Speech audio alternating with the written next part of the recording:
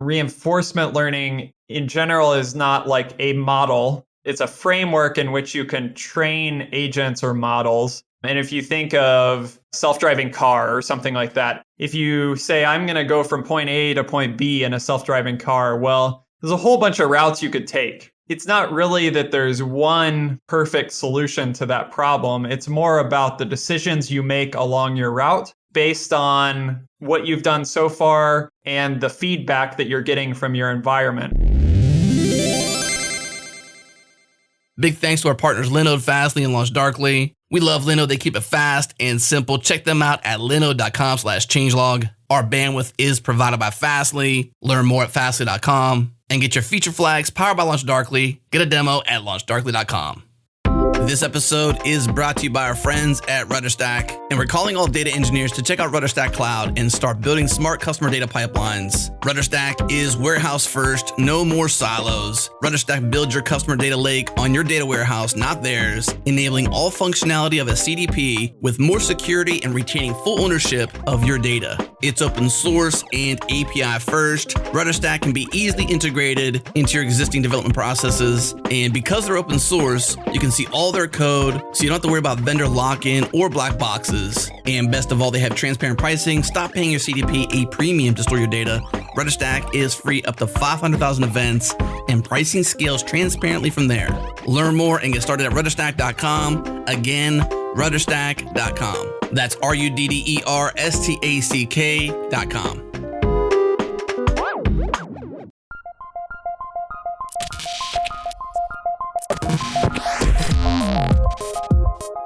Welcome to Practical AI, a weekly podcast that makes artificial intelligence practical, productive, and accessible to everyone. This is where conversations around AI, machine learning, and data science happen. Join the community and Slack with us around various topics of the show at changelog.com/community, and follow us on Twitter. We're at PracticalAIFM.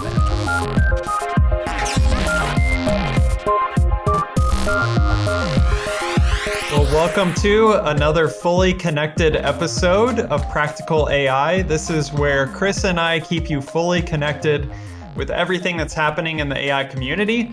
We'll take some time to discuss the latest AI news, and we'll dig into some learning resources to help you level up your machine learning game.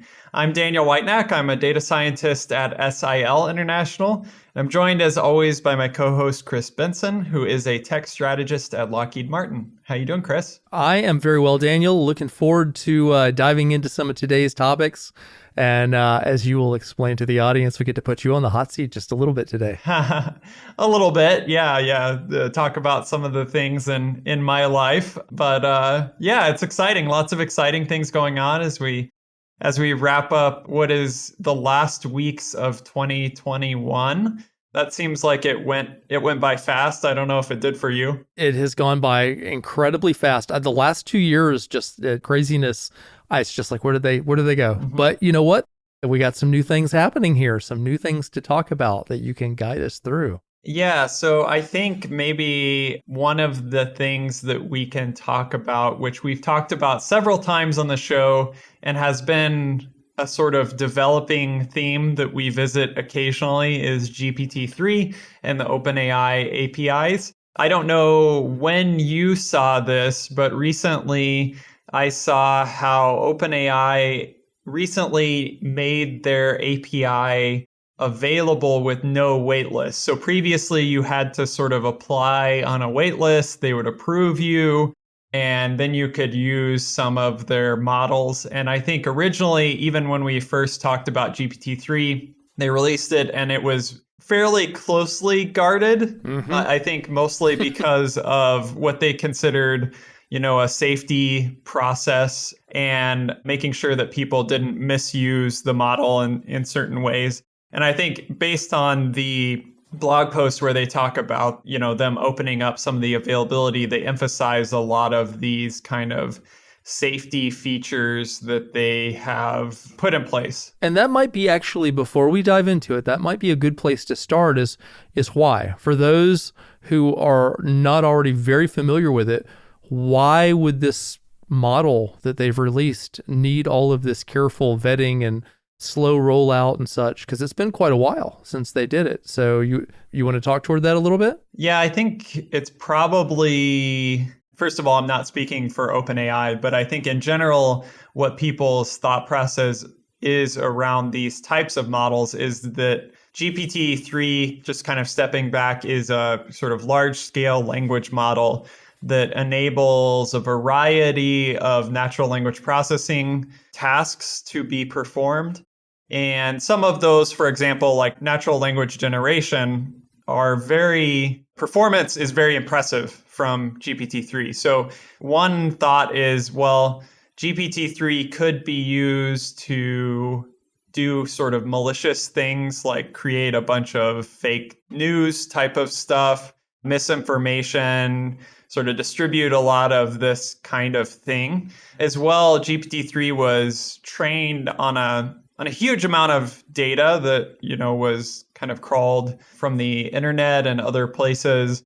And I think the behavior of the model, because all of the biases and other things that exist in that kind of large corpus aren't totally probed out. So another question is like, how are biases showing up in this data? And, if we just say, hey, everyone use this thing to generate text or integrate it in their applications, they might not take that sort of caution in mind if they're just kind of applying it wholesale across the board. Yeah, and just to name at least the 9 categories without all the detail, they note that they prohibit users from knowingly generating or allowing others to knowingly generate with the account the following categories of content. There's 9. They are hate, harassment, violence, self-harm, adult, political, spam, deception, and malware. And apparently they have spent a fair amount of effort putting these safeguards around this so that it can do. It'll be interesting to see whether or not going forward they're able to put safeguards around other models they release much faster now that they've kind of got the infrastructure in place. So it might speed up the ability to get onto new models, because this has been, how long has it been now? Maybe a year and a half? It's been quite some time, yeah. So it's interesting. They put a lot of thought process into this. And they're to be commended for leading a lot of the thought around these areas. I think there's different views on how the community should go about addressing these things and whether it should be via an access controlled API or via open source code and models and data sets, or however it should be approached. But they have put a lot of thought into this. They talk about in the blog post how they are putting things in place to review applications. So applications of the model, applications of the AI before they go live, monitoring those applications for misuse, and supporting applications as they scale and understand the effects of the technology. So very interesting developments here from OpenAI.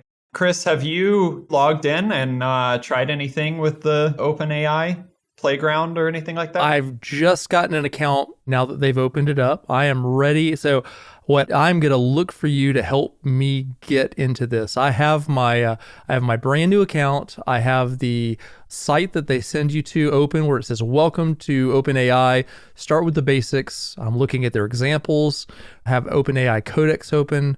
And by the way, for our listeners out there, this might be a good moment. If you don't already have the account, pause the podcast for a second, go grab an account and follow along with us if you're not driving in the car or something. And I would love, I know, Daniel, you've been working with this for some time.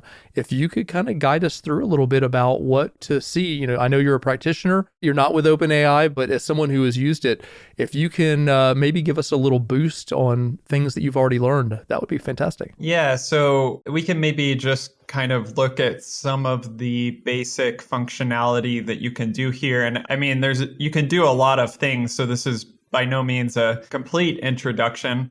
But if you kind of log into the API interface, one really nice thing is that they do give a kind of big blocks that give you introduction and examples, so you can scroll through those. But they have this cool thing called the playground.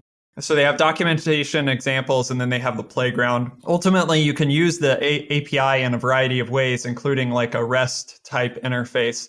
But they built this kind of playground to help you try out things and see like what are the types of things that I could do and what's applicable to my specific use case. So if you click on the playground, it kind of opens up this essentially a text box.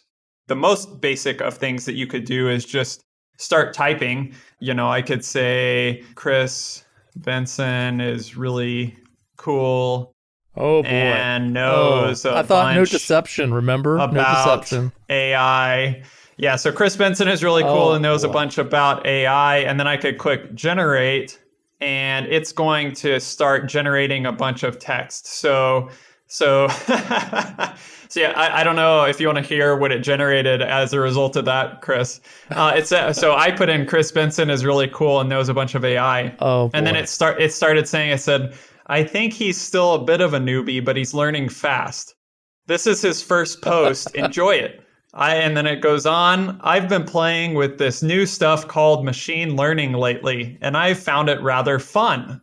What I'm going to talk about today, so you can keep, clicking that button, and it's going to generate more and more of Chris Benson's new blog post about machine learning and how he's finding it rather fun. Oh boy. I was about to put yours in, but since you put such an unrealistic thing about me, I just put in, there was a guy named Chris who had 9 dogs. And I started with that. Yeah. It took an interesting path. It says he wanted to go for a drive in his new car, a 67 Ford Mustang. It was a nice car, and he was proud of it.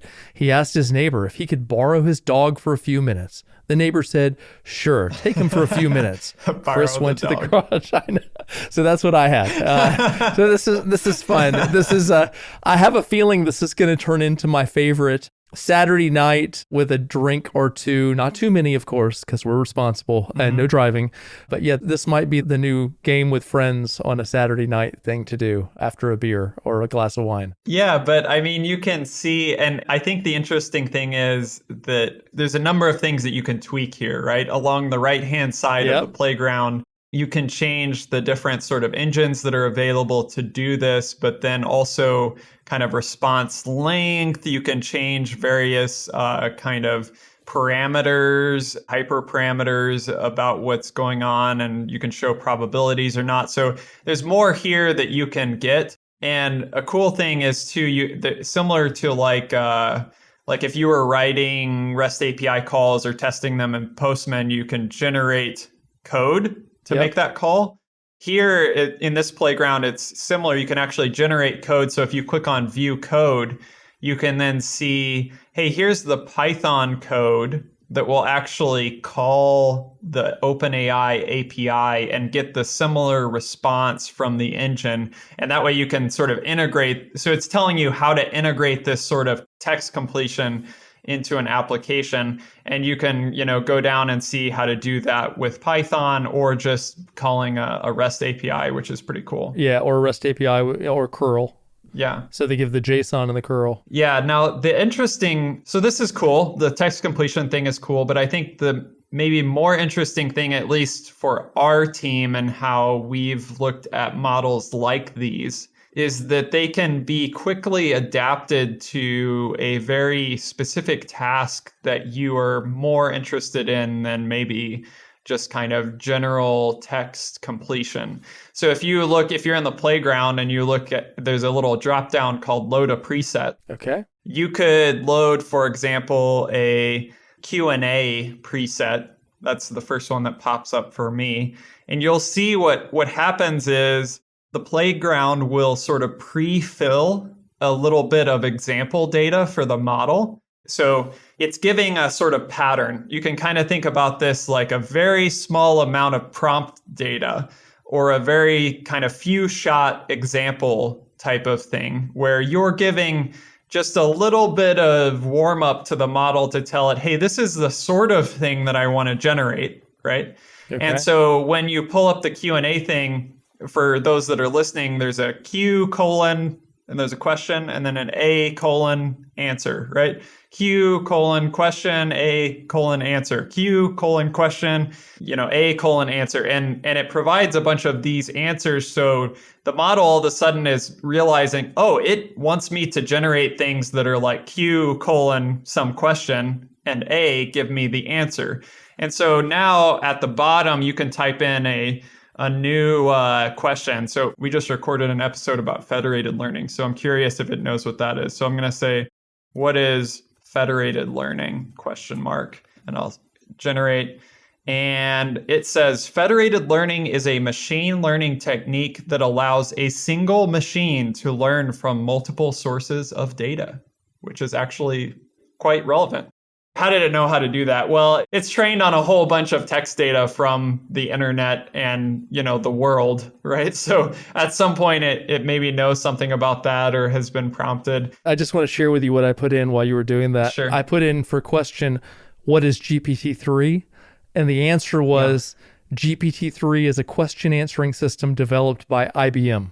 Well, they should work on that. They might. Maybe we should switch over to the IBM Watson API.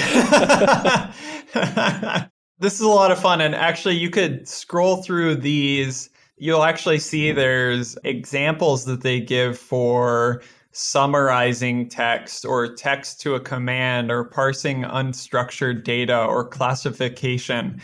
And so it basically gives you an example of, hey, this is the way that you can sort of prompt GPT-3 in order to have it do a new sort of task for you.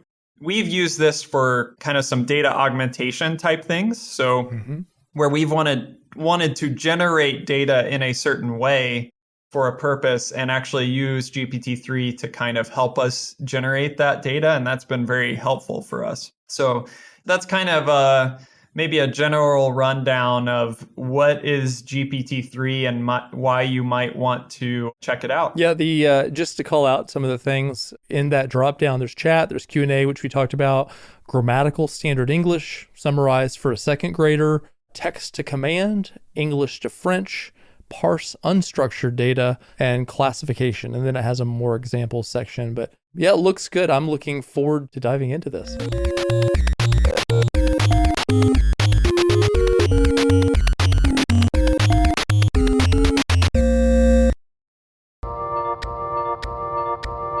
This episode is brought to you by me, myself, and AI. It's a podcast on artificial intelligence and business, and it's produced by our friends at MIT Sloan Management Review and Boston Consulting Group. And the question is, why do only 10% of companies succeed with artificial intelligence? That's the question they aim to answer with this podcast. Each episode, Sam Ransbotham and Shervin Kodabande talk to AI leaders from organizations like NASDAQ, Spotify, Starbucks, and IKEA. And as you'll hear, the show discusses tough topics like bias and AI. We've built technological safeguards and prods. Some of it is actually having the technology prompt the human and say, hey, you're building a model. You have identified that maybe you don't want race as a variable in this model because it can introduce bias. But we see here you have a field that is zip code, and zip code can be highly correlated with race. There's a very human element to this question, but to address it at scale, you actually need to automate the solution as well. All right, Me, Myself, and AI is a collaboration between MIT Sloan Management Review and Boston Consulting Group. It's available wherever you get your podcast. Just search Me, Myself, and AI.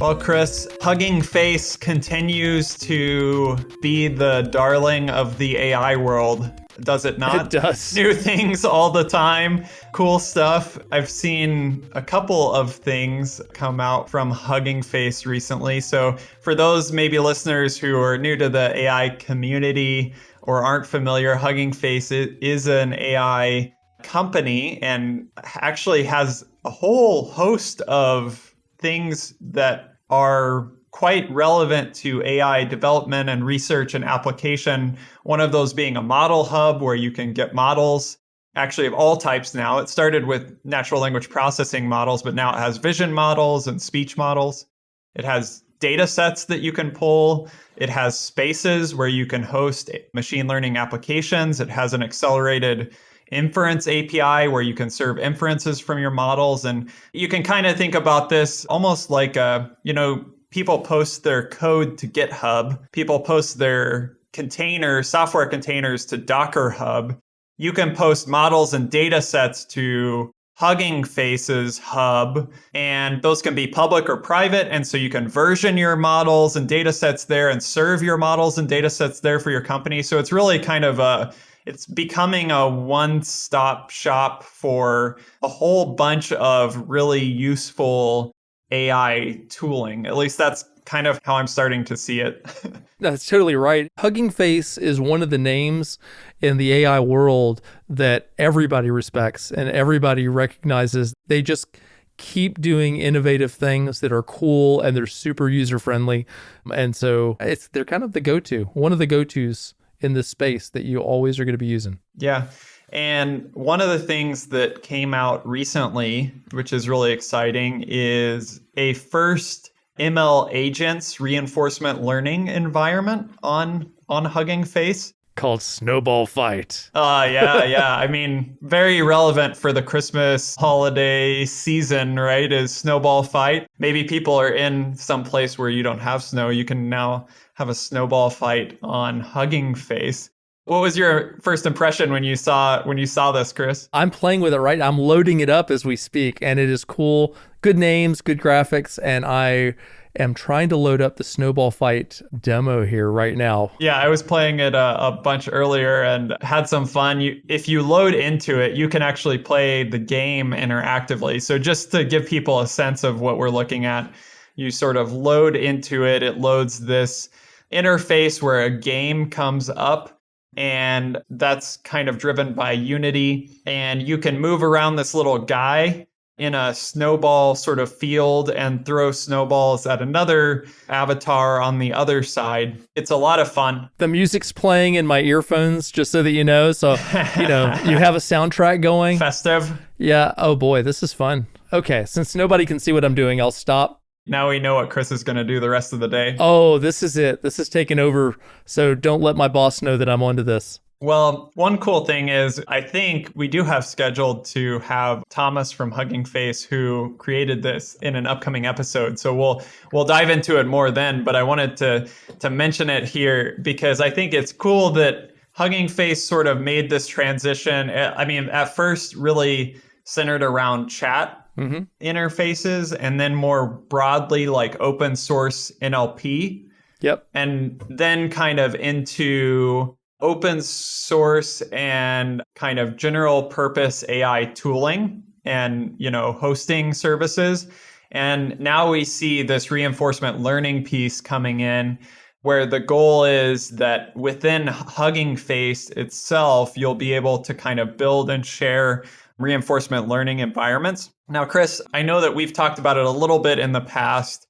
Reinforcement learning in general is not like a model. It's a framework in which you can train agents or models. And if you think of self-driving car or something like that, if you say, I'm going to go from point A to point B in a self-driving car, well, there's a whole bunch of routes you could take, right? And it's not really that there's one perfect solution to that problem. It's more about the decisions you make along your route based on what you've done so far and the feedback that you're getting from your environment. And so in order to train an agent to execute decisions in that environment or make actions in that environment, you need to have a sort of simulated environment that will allow an agent to navigate in that environment, get feedback and rewards, and then be trained accordingly to operate in that environment, in this case, to win a snowball fight.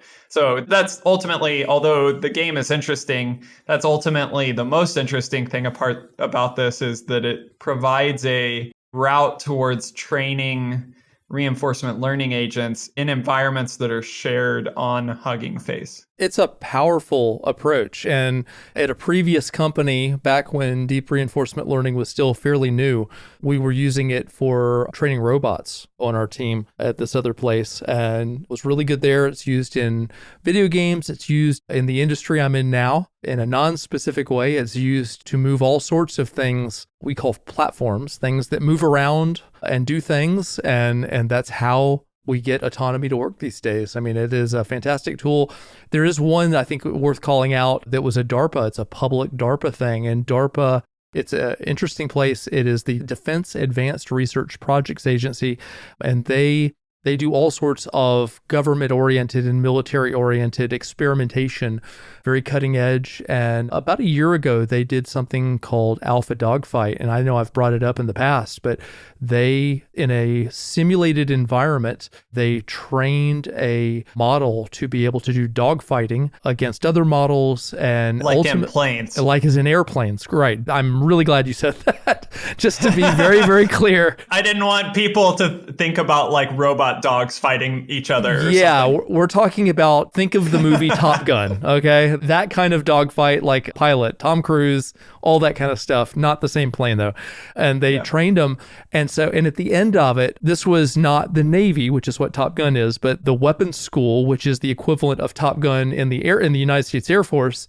They had a weapons school instructor. This would be like the equivalent of the instructors at Top Gun, go up against the model, and the model demolished the instructor over and over and over again. Wow. And so you're talking about one of the best fighter pilots in the world, period, getting demolished by the simulated AI that was based on deep reinforcement learning, beating it in the simulator. They were using a real, I believe it was an F-16 simulator.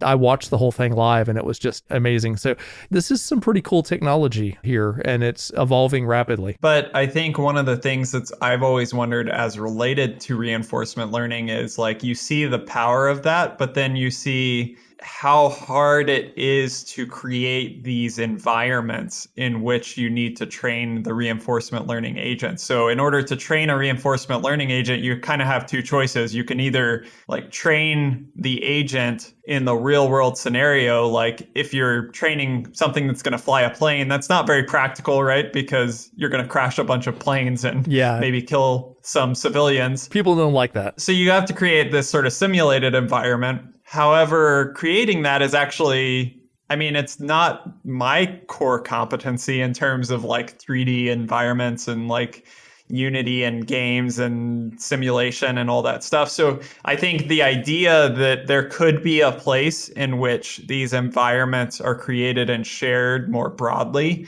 on Hugging Face to enable kind of people to share things, modify them, update them, train agents on them. I think it's a really interesting concept because I wouldn't personally, it would be hard for me to know where to start in creating this sort of environment if I didn't have a good way to kind of jump off. So to generalize on that a little bit, it's a great way of accomplishing this in any kind of environment or industry that where the cost of that training would be prohibitively expensive. You know, you mentioned about we don't want to crash planes 1,000 times and all the damage.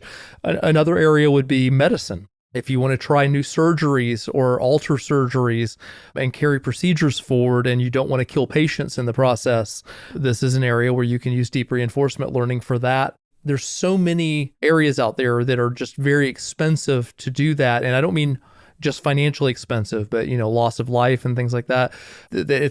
You're seeing it all over the place. You're seeing it more and more. And I think simulation is going to become ever more a part of businesses getting done or organizations in general, getting done the things that they're trying to get done. So one more thing that I wanted to mention from Hugging Face just before we're moving on. They've had a couple of releases that are quite interesting. The other one I wanted to mention was what they're calling a data measurements tool, which is an open source project. This just was released as well, and you can kind of look through it. The data measurements tool, they say, is an interactive interface and open source library that lets dataset creators and users automatically calculate metrics that are meaningful and useful for responsible data development. And so you can kind of, you know, this is new enough that I haven't dug into it, but I think this does certain things, everything from kind of basic things that you might expect from exploratory data analysis, like figuring out missing values and descriptive statistics, all the way to analyzing biases in data sets, maybe related to particular factors like gender or other things. And so I think ultimately what they're trying to do here is create a nice way for people that are maybe using data sets off of Hugging Face's Datasets Hub or creating new data sets to really understand a little bit more about them and document them a little bit better so that people aren't just kind of pulling whatever data set looks good without understanding the implications of that. So it's a pretty cool route that they're going, I think. Even as we're talking, I'm looking through some of the graphs they have that do analysis on the data sets that they're offering. I mean, the one that I'm in right now is hate speech 18, and you can go explore things like that. So it's interesting in a bad way. Things I definitely wouldn't want my child to, but it kind of gives you all these different ways of analyzing and measuring. So very, very cool technology, a tool that is long overdue now that it's here. I mean, all kudos to them for doing it.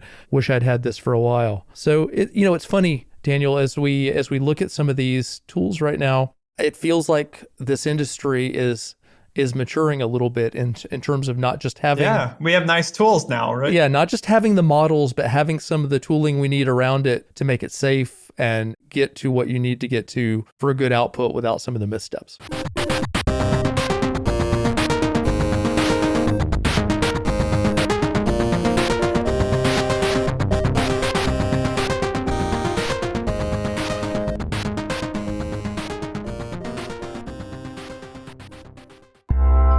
Earlier in the show, you heard a teaser from our friends behind the podcast. Me, myself, and AI, MIT Sloan Management Review, and Boston Consulting Group came together to produce this awesome podcast. And every episode, host Sam and Shervin talk to leaders that are engaged in the theory and the practice of AI.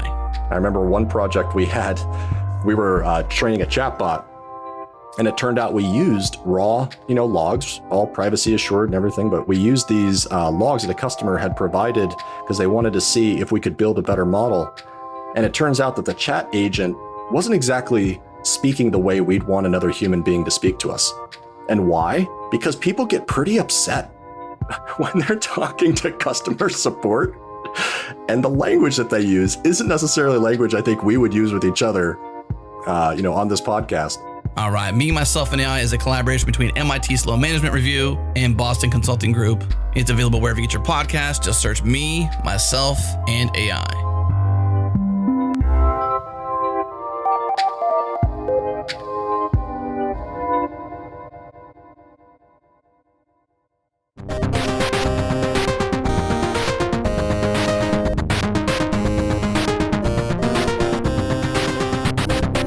So Chris, you had just started to kind of talk about how we're getting to a point where there's a good number of tools that fulfill a lot of the needs that an AI researcher or data scientist, the needs are so diverse, everything from analyzing data sets to serving models to dealing with infrastructure and tracking things. And there's a lot of good tools out there now. And I know that our team, and maybe this is a follow-up from a previous conversation that we had about building data teams, our team at SIL, we've been in a sort of growth phase. We're building up a team that's doing NLP research and development.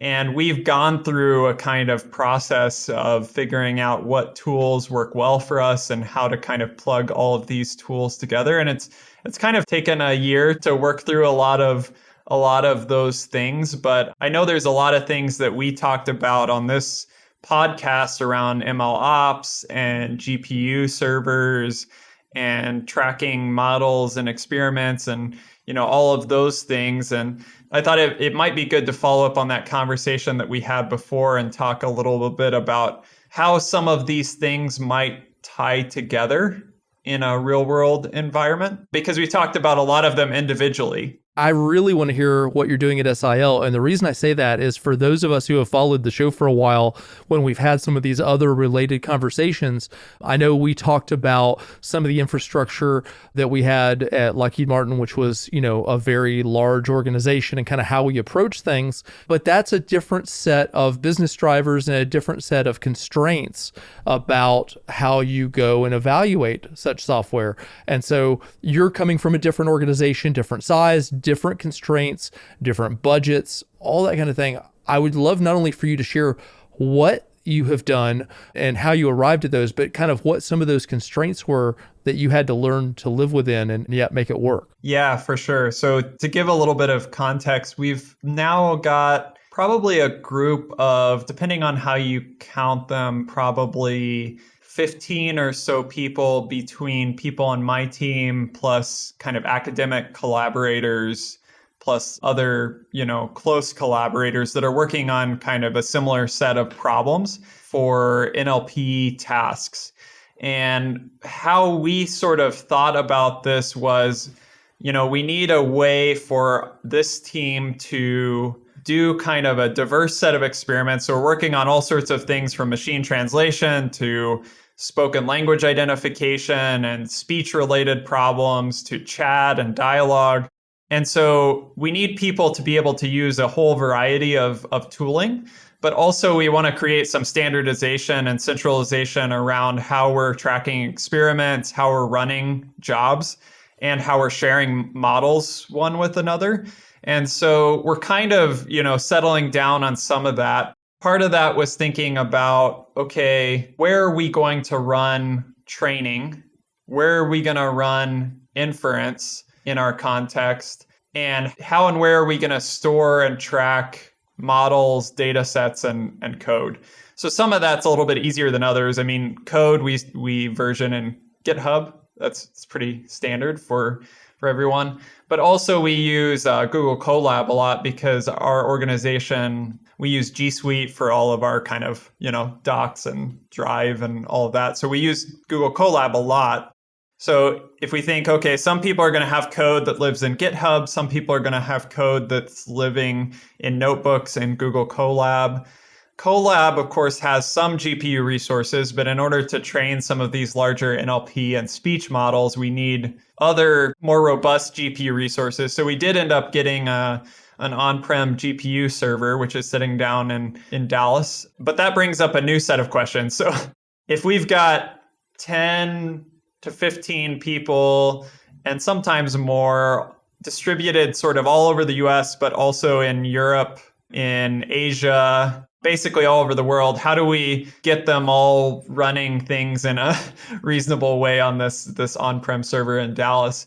You might be saying HPC stuff. I know you worked in HPC stuff for some time. I was going to say a scheduler, is one of those things in terms of getting the jobs lined up and stuff. How did you approach it? I'm curious what's different from how we addressed it. So I think one of the things that we wanted to make sure was that our people running and supporting the server on the ground weren't really the ones that were going to, although they're installing the server, they're not really administrating the server.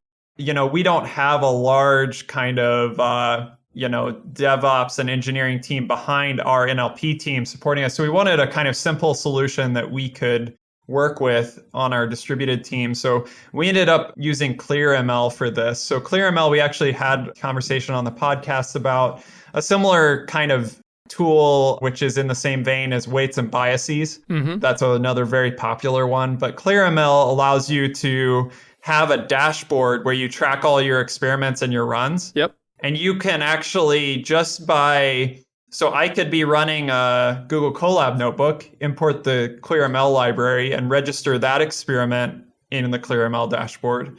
But I could also, from the ClearML dashboard, in-queue a job on the GPU server that will also be registered on the same dashboard and will be sent to the GPU server in Dallas, sort of like a scheduler. Mm-hmm. It's not as sort of full-featured as these really robust big schedulers that are used on supercomputers.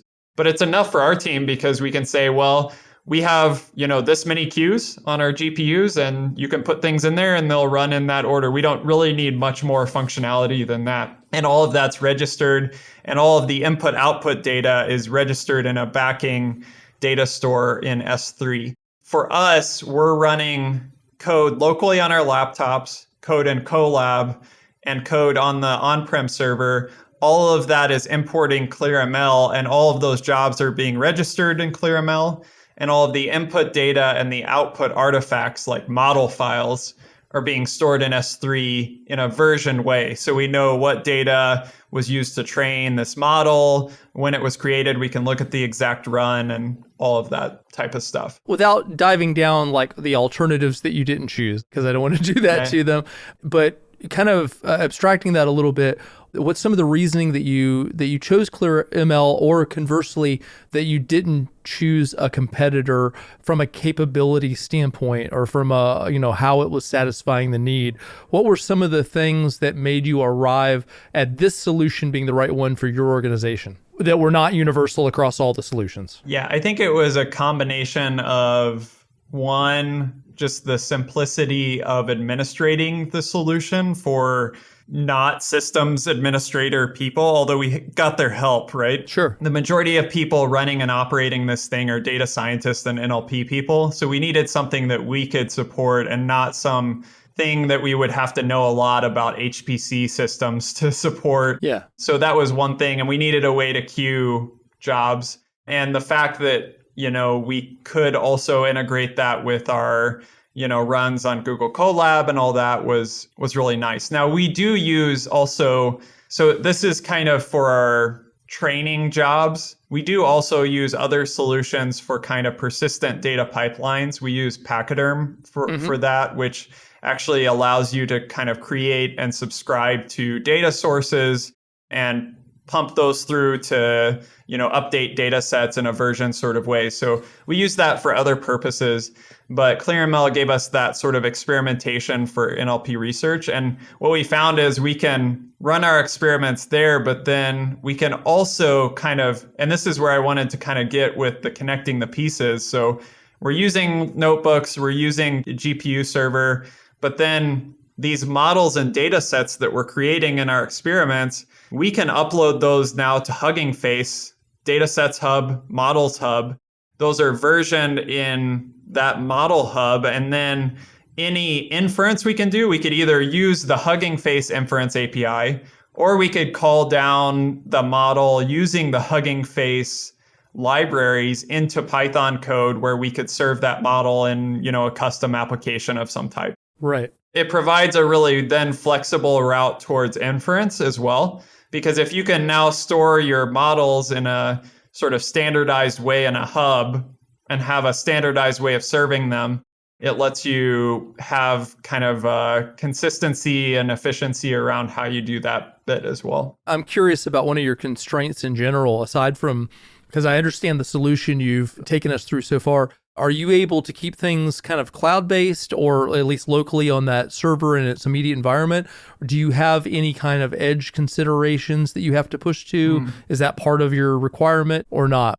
So it depends on the project. So some of our projects, the end target for deploying these models is at some inference server in the cloud. So that's part of what we deploy to. And that could be, like I say, either a custom inference server that we've built, or something that we're deploying to an hosted inference service. But we also deploy to edge devices, particularly some of our speech solutions we're running on edge devices.